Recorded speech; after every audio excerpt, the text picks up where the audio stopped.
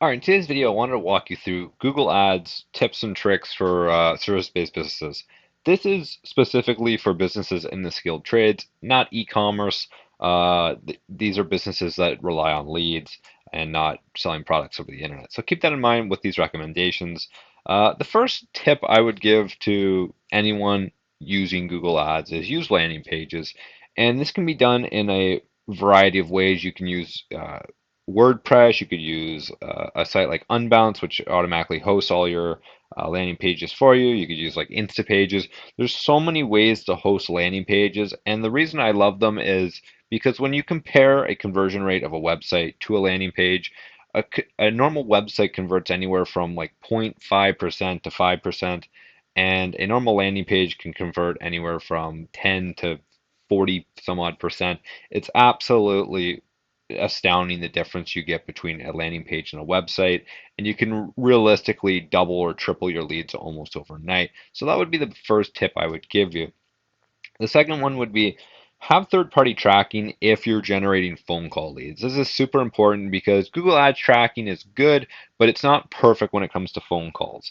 So you really want to know exactly what phone calls are coming in and making sure that all that data gets into Google's system. That way it can optimize for it in the later months. It's very useful to use, and it really allows your campaign to be successful later on in this life cycle, and it expedites the process of which you can get lead costs down really low.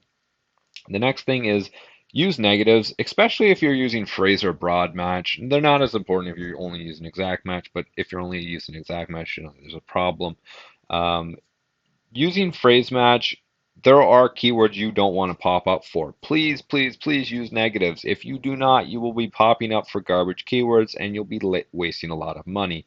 This is especially true if you are using broad match, which can literally target anything related to that specific keyword. So it is very, very important to develop out an extensive list of negatives, making sure everything you don't want to pop up for is in there. The next thing is look at what extensions are effective and which ones aren't. You can actually waste quite a bit of money on extensions if you're not careful. We had a client and we were looking at like their campaign. They were doing really well for keywords. They were having a high conversion rate, but there was almost like a money dump of like, where was this extra little bit of money going? Like there should be better results. And we were looking at and their actual map location was taking a lot of the clicks, almost I think it was like 20% of their clicks, and they didn't really care if they had people coming to their actual business. They just wanted phone calls. So we got rid of that, and almost overnight, it took the business from I think it was like 20% conversion rates to like 35%. It was absolutely astounding. So make sure your extensions are one relevant and two performing well, and they're what you're looking for. If it's a call extension, make sure that it's performing well. It's better performing as well or better than your actual search ad. So um, just keep that in mind. Look at the extensions, make sure they're performing well. Another thing is theme your campaigns and ad groups properly. When you do this, you can optimize your account later on, and it makes life so much easier. If you don't do this, you're not going to be able to optimize your account, and your account is going to stagnate and then decline later on just because there's no way for you to really optimize it. So when you create a campaign, make sure you have one specific service in mind, and then under that you have a variety of in the ad groups. Say you chose a service roofing, you could have in your ad groups commercial roofing, re-roofing, residential roofing, all in the ad groups, all having their specific own ads, all having their own specific keywords. This allows you to really figure out the winners and losers.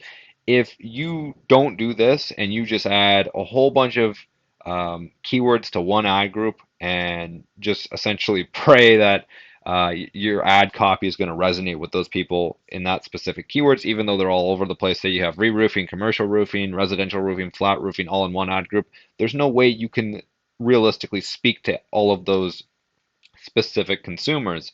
So you're just going to have to write a very vague ad copy or a very vague ad and just hope it works, and generally it doesn't because you're not really talking to the customer's problem, and you're going to have a lower click-through rate, which equals lower quality score, meaning you're going to have to pay more per click, and your account is just not going to be nearly as successful as if you had just properly structured and themed your campaign right off the bat.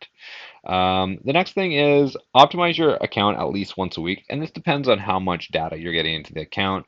Normally for us, we're spending between $1,000 and $3,000 a month in ad spend, so once a week is generally good for optimization. If you're spending more, you could optimize it more, but you need enough data in the account to optimize it.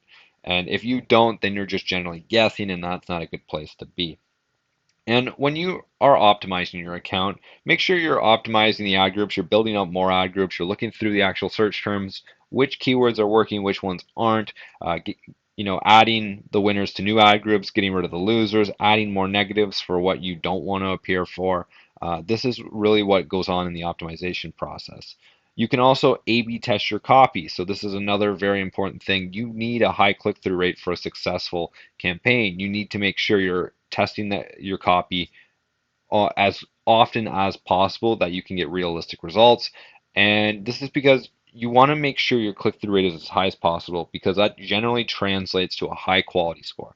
And when you have a high quality score, you get reduced cost per click, which means you get a better cost per lead, which means you get more leads, means you get a more successful campaign.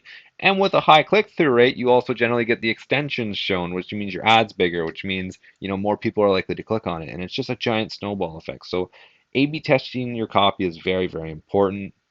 The last thing I'm going to leave you with is ensure message match between your ad copy, landing page, and keywords. Make sure all of these things line up. And that's why I said theming your campaigns right at the beginning and your ad groups is very important. If you have proper message match, chances are you're going to have great quality score. You're going to have low cost per click, or a lower cost per click than your competition. You're going to be generating leads quite often, and your account will be successful. If you don't have message match, which by the way, message match means all these three things. So say the individual keyword is um, furnace repair near me. And then the ad copy is, do you have a broken furnace? We can repair it now.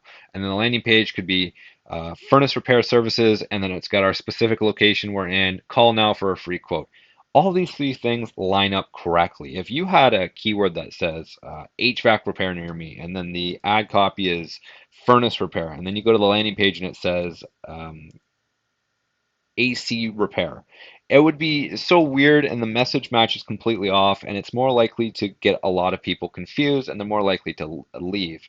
Now, is this like a realistic scenario? Not really. That's kind of exaggerated, but you'll see so many times where people will just put a whole bunch of keywords, and then they'll just have a really vague ad copy, and then the landing page isn't even a landing page; it's just a website, and the entire message match is just gone. It doesn't speak to the customer, and it really throws them off, and they're much more likely to leave just because they're not happy and they're um, overwhelmed. So ensure message match is very, very important. So make sure your keywords, the landing page resonates with the ad copy, which resonates with the keyword. And that's how you got to think about it. Think about it in reverse. That's how I go about it. And generally, we have excellent message match for our campaigns. So that being said, those are my tips and tricks for Google Ads in 2022. If you have any comments, questions, or concerns, let me know in the comment section down below. Other than that, you guys have a wonderful day and take care.